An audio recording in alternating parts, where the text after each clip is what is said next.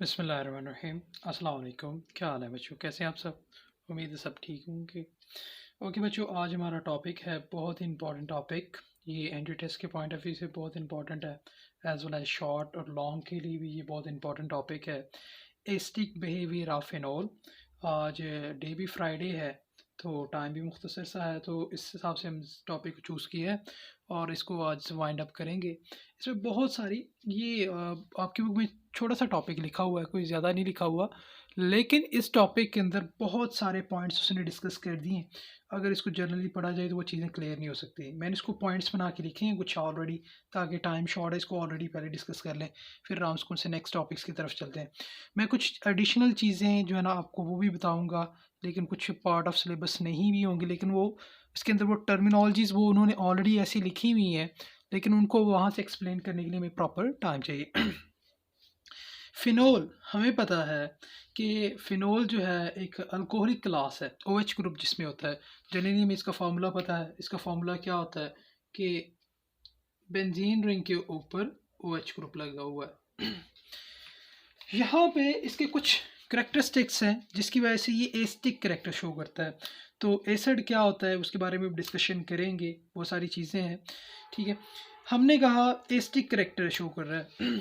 ये एसिडिक क्यों होता है? बिकॉज इसके पास ये प्रोटॉन होता है, क्योंकि ये आसानी के साथ यहाँ से रिमूव हो जाता है, दैट्स वाई ये एसिडिक करेक्टर शो कर रहा है। ये प्रोटॉन जिसके पास, हमें पता है कि एसिड बेस कॉन्सेप्ट के मुताबिक जो सब्सटेंस प्रोटॉन दे सकता है पानी के अंदर उसे हम क्या कहते हैं? एसिड कहते हैं, ठीक है। तो यहाँ पे वही डिस्कस करेंगे।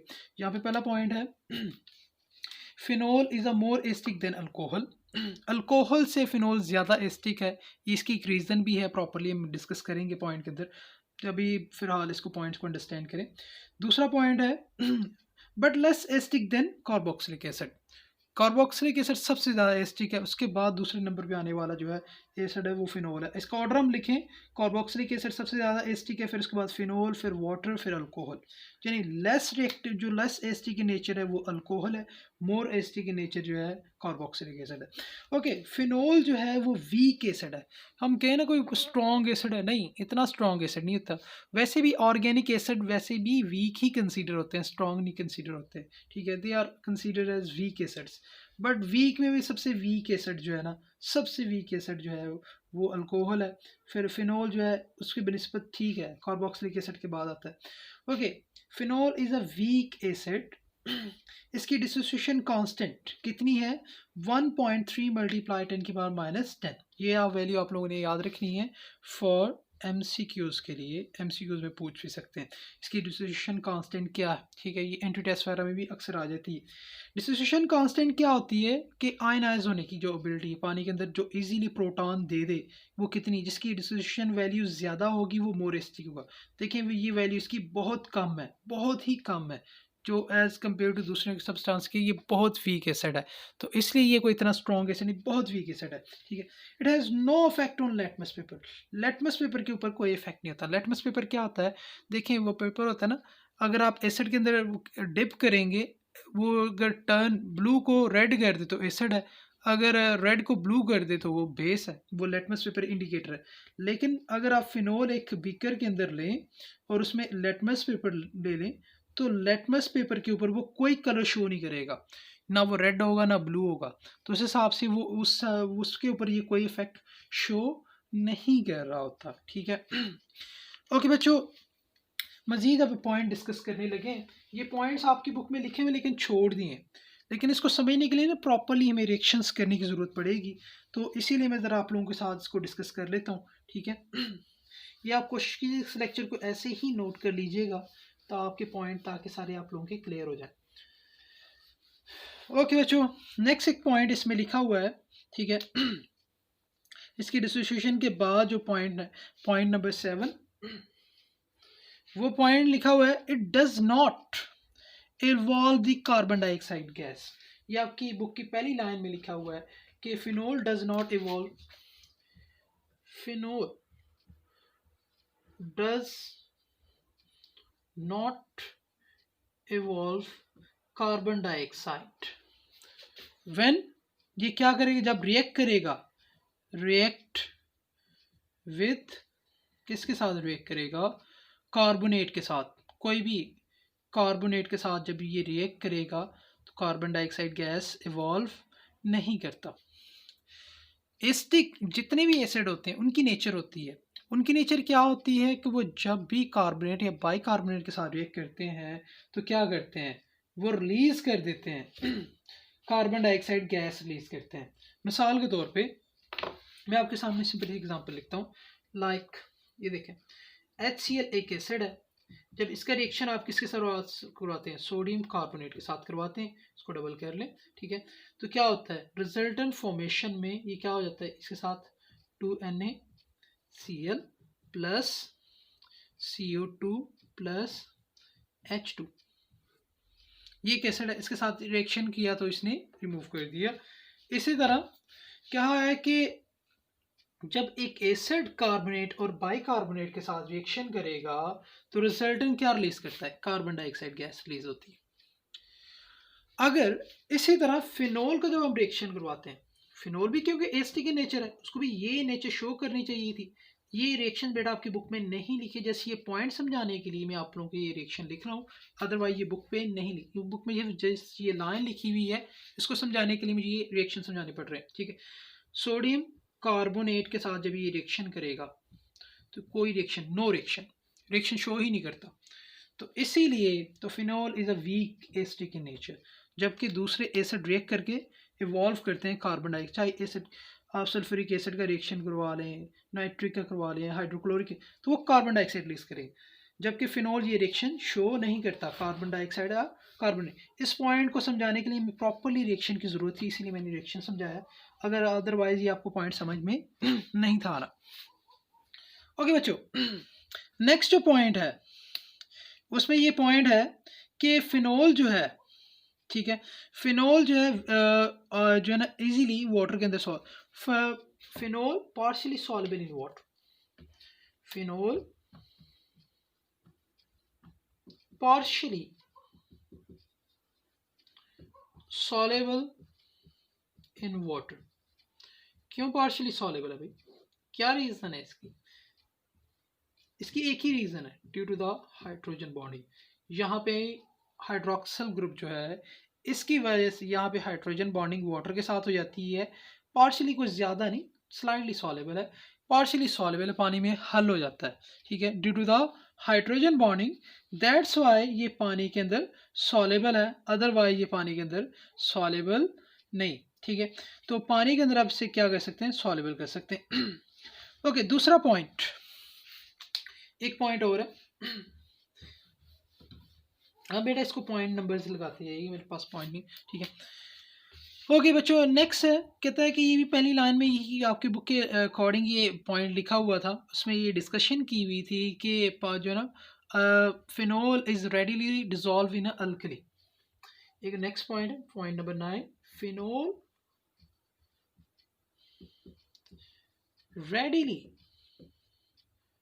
readily dissolved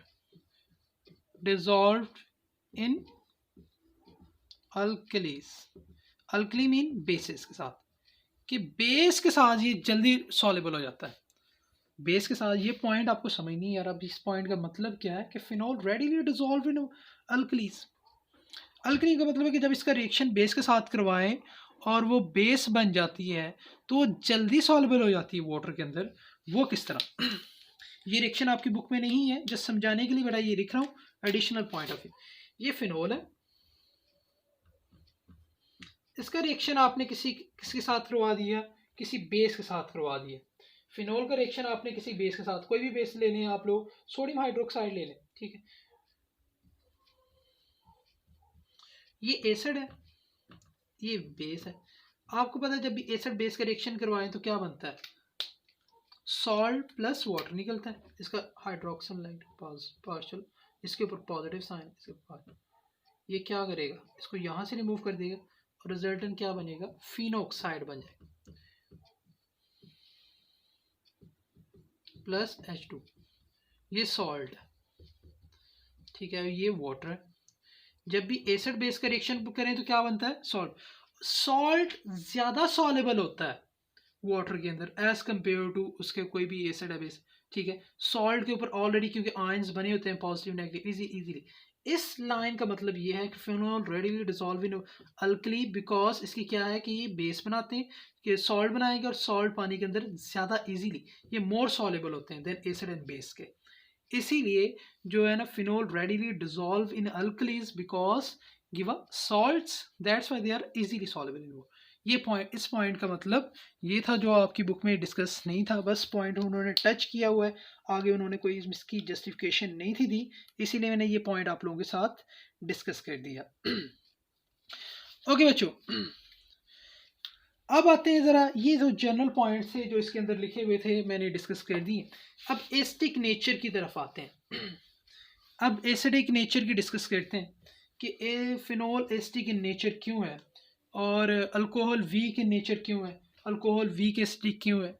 ये पॉइंट बेटा मैं बड़े रिलैक्स होकर आराम सुकून से बहुत डिटेल के साथ आप लोगों को समझा रहा हूँ, बट इसको अच्छी तरीके से समझना है, ये दोबारा समझाया ही नहीं जाने, ठीक है।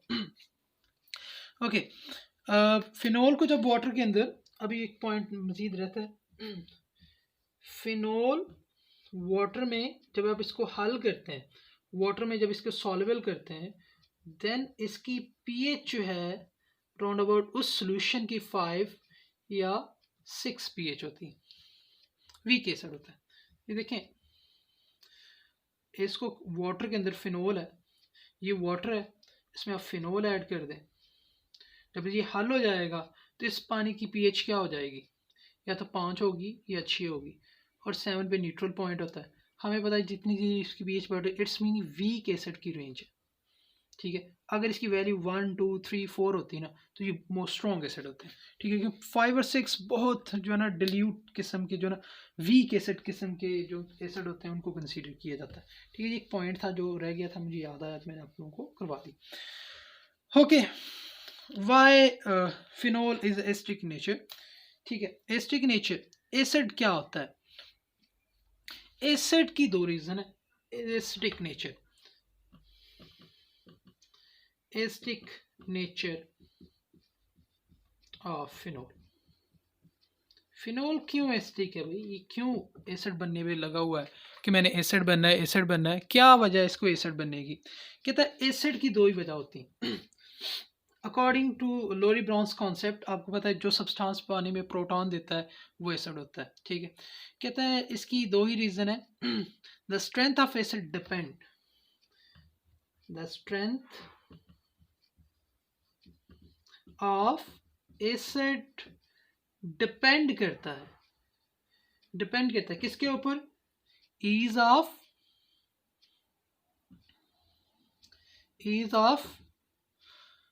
Removal of proton, ease of removal of proton के कितनी जल्दी जो प्रोटॉन देगा। जो एसिड इजीली जल्दी प्रोटॉन देता है वो क्या होता है, स्ट्रॉन्ग एसिड होता है। जो इजीली प्रोटॉन नहीं देता वो वीक एसिड होता है, ठीक है। दूसरी जो बात होती है stability, stability of resulting in ion, result in ion, जो एन आयन है जिसके ऊपर नेगेटिव चार्ज होगा, ठीक है। ये पॉइंट डिस्कस नहीं किया, ये उन्होंने अपने बुक के अंदर discuss. The ease of removal of proton, आमतौर पे क्योंकि ये वीक एसिड है, जो हाइड्रोक्स जो फिनोल है क्योंकि एसिडिक इन नेचर है ना, तो आमतौर पे आसानी के साथ ये प्रोटॉन नहीं देता, ठीक है। ये पानी के अंदर इसको सॉल्युबल करें या जो भी है इसको ब्रेक डाउन होगा, रिजल्टेंट ये क्या हो जाता है, यहाँ से रिमूव हो जाता है, ठीक है, H पॉजिटिव। ये आमतौर पे आसानी के साथ इतनी नहीं देता, ये इट्स मीन वीक एसिड है, वीक एसिड आसानी के साथ प्रोटॉन नहीं देता। अब जिसके ऊपर नेगेटिव साइन बन गया, ठीक है। अब दूसरा पॉइंट है कि वाई फिनोल, एक ये पॉइंट है कि जिस पॉइंट के मुताबिक जब वो प्रोटॉन दे देता है वाटर के अंदर, एसिडिक इन नेचर, ये एसिडिक इन नेचर को उसके रिप्रेजेंट कर रहा है। अब स्टेबिलिटी क्यों है कि ये जो है ना फिनोल एसिडिक इन नेचर है, वाई स्टेबल, कि इसकी स्टेबिलिटी की रीज़न क्या है, अब उस पॉइंट को हम डिस्कस करेंगे। और इट्स अ वेरी इंपॉर्टेंट, ये डायग्राम बहुत इंपॉर्टेंट जो अब मैं डिस्कस करने लगा। पहला पॉइंट है, पहला पॉइंट था कि इज रिमूवल ऑफ प्रोटॉन्स, ठीक है। तो ये इजीली जो है ना प्रोटॉन नहीं देता, इट्स मीन ये क्या है, वीक एसिड है। दूसरा पॉइंट ये था स्टेबिलिटी ऑफ रिजल्टिंग एनायन, कि स्टेबल क्यों है। तो इसकी स्टेबिलिटी की मेन रीज़न है इसकी रेजोनेंस स्ट्रक्चर्स। जब इसको बनाते हैं तो इसकी फिनोऑक्साइड फॉर्मेशन होती है और पाई इलेक्ट्रॉन डीलोकलाइज करते हैं रिंग के अंदर, नेगेटिव चार्ज डीलोकलाइज करता है, इसीलिए जो है ना, और इसीलिए ये मोर एसिडिक देन अल्कोहल। ओके, अब ज़रा डिस्कशन करते हैं। पहला पॉइंट जो था फिनोल के बारे में, ठीक है। ये आपके पास फिनोल है, ये आयनाइज हो जाता है और ये प्रोटॉन दे देता है। अगर इसके वैसे आपकी बुक में डायग्राम्स नहीं है, अगर आपके डायग्राम्स भी इसकी बनाई जा सकती हैं, ठीक है। एसिड वो सब्सटेंस है जो प्रोटॉन दे, इसने प्रोटॉन दे दिया, लेकिन इतनी आसानी से देता है या नहीं देता वो बात की बात है। पहला पॉइंट ये है कि ई removal of proton acidic nature. Lowry Brown's concept के मुताबिक जो प्रोटॉन दे वो एसिड है, ठीक है। इसने एसिड दे दिया, प्रोटॉन दे दिया, इट्स मीन ये एसिडिक नेचर। दूसरा पॉइंट है स्टेबिलिटी। क्वेश्चन आता है बोर्ड में कि why phenol is more acidic than alcohol, कि अल्कोहल से फिनोल ज़्यादा एसिडिक इन नेचर क्यों है। तो इसकी रीज़न क्या है कि फिनोल जो है, पहला पॉइंट है प्रोटॉन दे देता है, प्रोटॉन अल्कोहल भी देता है। अल्कोहल का फॉर्मूला क्या होता है, ROH, ये इसको आयनाइज करें तो ये भी R negative plus H positive देता है, तो ये पॉइंट तो ये भी करता है, देन ये उससे ज़्यादा एसिडिक नेचर क्यों है। तो दूसरा पॉइंट ये है जो इसमें हम डिस्कस करेंगे, वो ये है कि फिनोल जो है रेजोनेंस स्ट्रक्चर्स बनाता है, डीलोकलाइजेशन ऑफ पाई इलेक्ट्रॉन हो रही होती है इसके अंदर, दैट्स वाई ये क्या होता है, स्ट्रॉन्ग एसिड होता है एज कम्पेयर टू एसिड। मिसाल के तौर पर अब इसकी रेजोनेंस स्ट्रक्चर्स जो है, ये बेटा आप लोगों ने सही तरीके से याद करनी, यही मेन पॉइंट है। रेजोनेंस स्ट्रक्चर, जो रेजोनेंस स्ट्रक्चर्स हैं ऑफ फिनोल, इसको हम क्या कहते हैं, इसका नाम क्या है वैसे, ये तो फिनोल है, अब इसका नाम क्या है नेगेटिव, इसको फिनोऑक्साइड कहते हैं। फिनोल से क्या बन जाएगा, फिनो ऑक्साइड।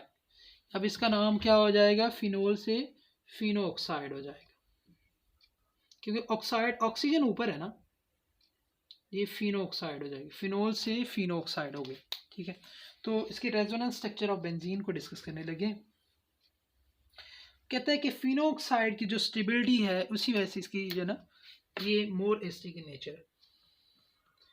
ये हमारे पास बेंजीन है, बड़े आराम सुकून से बैठा हुआ है, और ये नेगेटिव साइन है। अब ऑक्सीजन कहता है मैं स्टेबल नहीं तो आप स्टेबल क्यों। कहता है जब मैं स्टेबल नहीं तो आप लोग स्टेबल क्यों है। कहता है अगर मैं सुकून से नहीं बैठा तो आप लोग भी सुकून से ना बैठें और आप लोग भी वही काम करें जो मैं चाहता हूँ। कहता है कि ठीक है, वो क्या चाहता है, अपने आप को स्टेबलाइज करना चाहता है, उसके बाण पूरे नहीं। अब रिजल्टेंट ये नेगेटिव साइन जो है वो क्या करता है, यहाँ पे कार्बन है, हर कार्बन के 4-4 बाण पूरे। अब रिजल्टेंट डेफिनेटली अब वो इस कार्बन को कहता है चलो भाई बाण बनाते हैं, कार्बन तो कहता है मेरे 4 बाण पूरे, कहता है अपना एक बाण तोड़ दो। तो जब ये इसके साथ कहते हैं ऑलरेडी बाण बना हुआ है, कहते हैं ठीक है बाण, तो जब ये इस तरफ बाण शिफ्ट होगा ये वाला बाण टूट जाएगा और ये वाला बाण शिफ्ट हो जाएगा वापस इसी के ऊपर, ठीक है। रिजल्टेंट आपने रेजोनेंस स्ट्रक्चर के अंदर हमेशा अपने एरो ये वाला लगाना है, ये रेजोनेंस की रिप्रेजेंटेशन के लिए इस्तेमाल किया जाता है, ठीक है। नेक्स्ट जो डायग्राम बनेगी वो क्या बनेगी, इस तरह से बनेगी।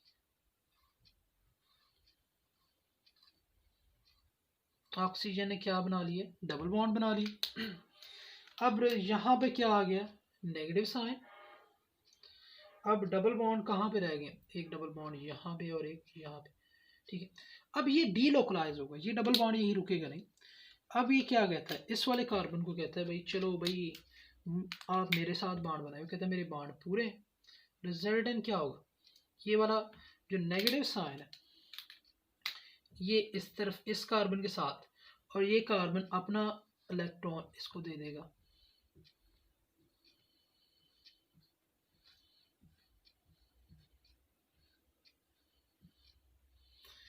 रिजल्टेंट हमें क्या होगा, एक डबल बॉन्ड यहाँ पे आ जाएगा और ये वाला नेगेटिव साइन इधर आ जाएगा, ये वाला।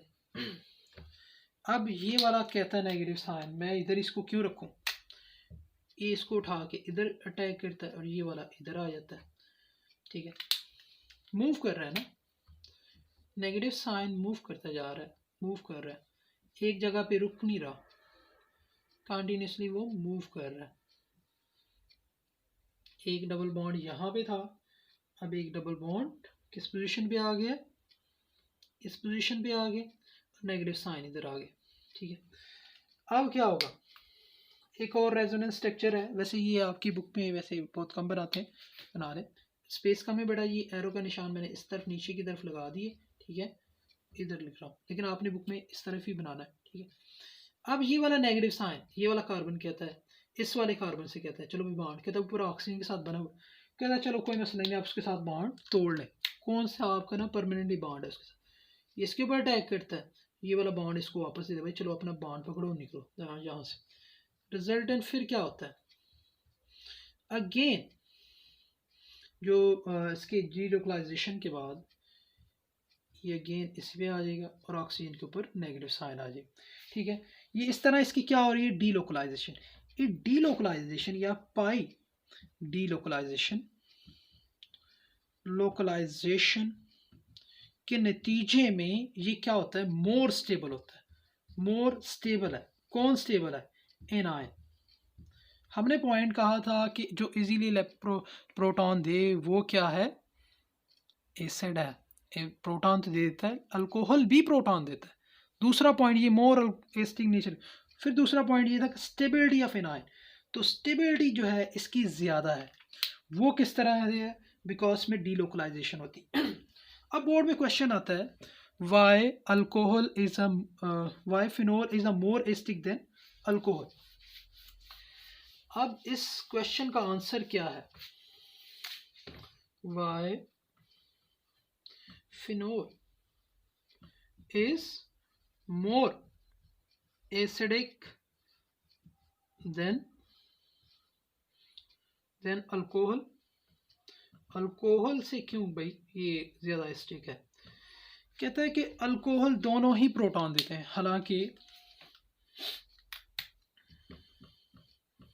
ये फिनोल है, ये आयनाइज होके क्या दे सकता है, ये आयनाइज होके ये प्रोटॉन देता है। उन्होंने कहा ठीक है, अल्कोहल का फॉर्मूला क्या होता है, और OH, इसी तरह कहता है ये भी आयनाइज होके प्रोटॉन दे देता है, ये तो कोई बात नहीं, ये भी प्रोटॉन देता है, ये भी प्रोटॉन देता है, फिर ये मोर एसिडिक कैसे। हमने फिर कहा फिनोल की मजीद आगे क्या है, रेजोनेंस स्ट्रक्चर्स हैं, जो इसकी वजह से एनायन, ये एनायन है ना, एनायन मोर स्टेबल है, लेकिन इसकी रेजोनेंस स्ट्रक्चर क्या है, ठीक है, इसकी कोई रेजोनेंस स्ट्रक्चर नहीं है, अल्कोहल की नो रेजोनेंस, अगर इसकी मजीद रेजोनेंस स्ट्रक्चर क्या होगी, कोई इसमें डीलोकलाइजेशन हो सकती है किसी एंगल से, no resonance structure, that's why alcohol is a less acidic than phenol, इसीलिए फिनोल मोर एसिडिक है, बिकॉज उसमें क्या होती है कि स्टेबलाइज एनायन होता है और वो सर्कल में रोटेट कर रहा होता है, that's why phenol is a more acidic than alcohol. ठीक हो गया बच्चों, आई थिंक अगर इसका ऑर्डर ऑफ एसिडिक कैरेक्टर निकालें, जो ऑर्डर है इसका, अगर इसका ऑर्डर निकालें तो क्या निकाल सकते हो, carboxylic acid, then phenol, then water, then alcohol, ठीक है, ये ऑर्डर है, ठीक है। तो इट्स मीन कि अल्कोहल बहुत वीक एसिड है, एसिडिक नेचर उसका बहुत। ओके, आई होप सो बच्चों आप लोगों को समझ आ गई होगी। मज़ीद कोई पॉइंट अगर आप लोगों को समझ नहीं है तो आप लोग मुझे टेक्स्ट कीजिएगा, नीचे कमेंट कीजिएगा, इंशाल्लाह मैं उसको रिमार्क करके उसका आंसर दे दूँगा वहीं पे। आई होप सो आपको पॉइंट सारे क्लियर होंगे। आप डायरेक्टली मुझे व्हाट्सएप भी पे भी ये क्वेश्चन ज़रा कर सकते हैं, it's a very important lectures. Okay बच्चों, थैंक यू, अल्लाह हाफिज़।